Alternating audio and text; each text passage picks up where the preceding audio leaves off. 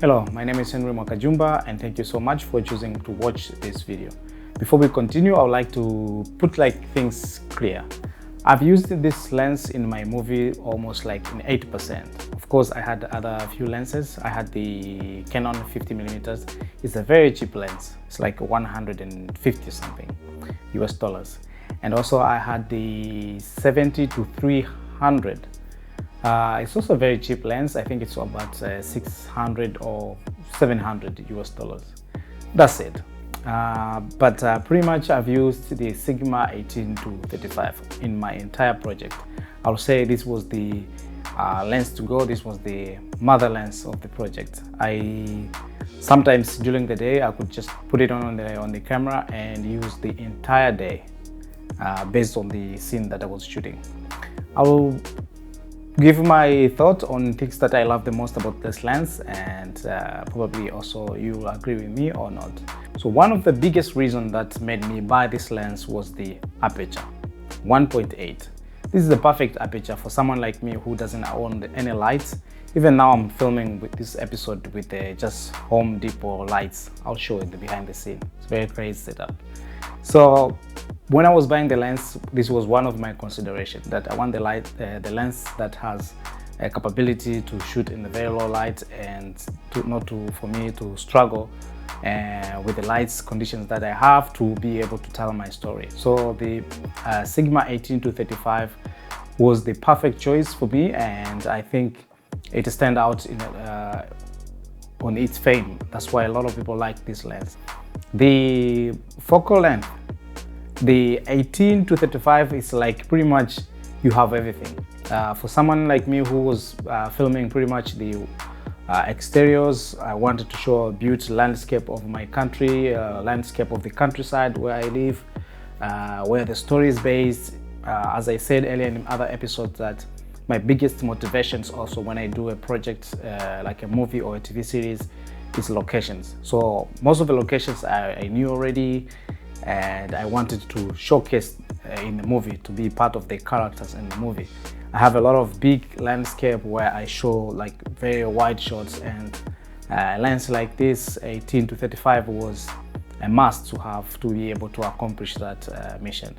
So also the dialogue scenes where I had a medium close-ups, the 35 I used before the prime lens, the Zeiss CP2 and CP3. I've seen how the feel of the 35mm, how it looks on the screen, how beautifully when you are shooting a dialogue scene, especially medium close-ups, when you're shooting, when you don't want to be too tight and to have a little bit of space on the subject and to maintain the depth of field. I always find 35 is in between the 50 and the 25. So always even if I'm on 35 and I want to get a little bit tight image, I would just push in or move a bit close to the subject, and it's always a very good focal length. The other thing I love about this lens is the build quality. The lens is very solid. It has the metal and a little bit like a 2% or 3% of the plastics, but the whole lens around it is like a very solid, rigid metal, and I think even if you drop it in a not very rough environment, it can still survive, which is very rare to most of the lenses of this price to see in the market of this kind of quality. I will give a lot of credit to the manufacturers of the Sigma lenses. They are very, very solid, I would say. The other thing I love about this lens is the autofocus mode. It has the built-in motor mechanism. It's called the hypersonic motor, which facilitates the autofocus to be very efficient and fast, even if you are shooting a sports or fast-moving subject. On the other hand, for my movie, I didn't really need autofocus because I always pull focus myself, and I don't like to use autofocus because the camera I'm using, it doesn't have the face, the face detector is not very active, considering if the subject is moving in the screen left to right. It's only have the center focused focus. So most of the time I was doing focus myself. So, but in other projects, in my daily projects like this video I'm shooting right now, the camera is using autofocus and it's doing very well. The other thing I love about this lens is the image quality. You may compare with a very expensive lens with this Sigma 18-35 and someone may not even tell the differences. The image is sharp and very clear. To be honest, it doesn't have any distortion, no chromatic aberration. Probably it's my eyes, but when I look my footage, they look very clear. The only few setbacks I have noticed from this lens is as follows. I would not even call them setbacks. They are just side effects that they will not stop you from telling your story. The number one is the weight. The lens is a bit heavy. For example, if you're using small cameras like the Blackmagic, the Sonys, you'll find that the lens and the camera, they are probably almost similar. I think the weight is like 800 grams, which can be very heavy for some people. The other thing I think is the focal length. For some people will want a lens with the 18 and to 50, 70 and above. 18-35 is kind of like a very small focal length, a little bit of the differences. And for some people maybe that's a limitation, but it depends with the price range of this lens. I think it's reasonable. Another thing is the limited capabilities. This lens is for APS sensors. So when you're gonna buy or have a full frame camera, you'll end up having the vignette in the edges of the images. And for the Super 35 for APS sensor cameras, it's not a big deal. You still have a very clean, undistorted image. The other thing is the price. Some people will find this lens expensive. Up to now, as I speak, this lens is cost 750 euros, if I'm not mistaken. Yeah. The other thing that I've noticed with this lens, I think it's pretty much with the other lenses as well. Even though I have a camera with ND filters, this lens will require you to have some kind of a polarizer. I've used other lenses that have like the glass has certain like scientific codes that they have used in manufacturing. Like they minimize the rays of the light to distort the image.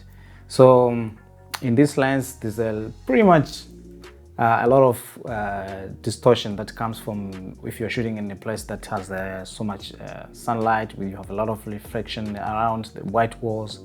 You will need a polarizer. Otherwise, still you have a very good images. I shot the whole movie without the polarizer, but something that I realized later when I was doing color grading, that in the future, if I have a similar project, I'll need to buy a polarizer to get good images. In the other hand, the 70-300 that I was using, it had a polarizer and the image was fantastic. I was shooting in the broad daylight, in a very color mixed street of Tanzania. I was getting beautiful images with less light pollution. Also, the little pancake, the 50mm, had also similar problems like the Sigma.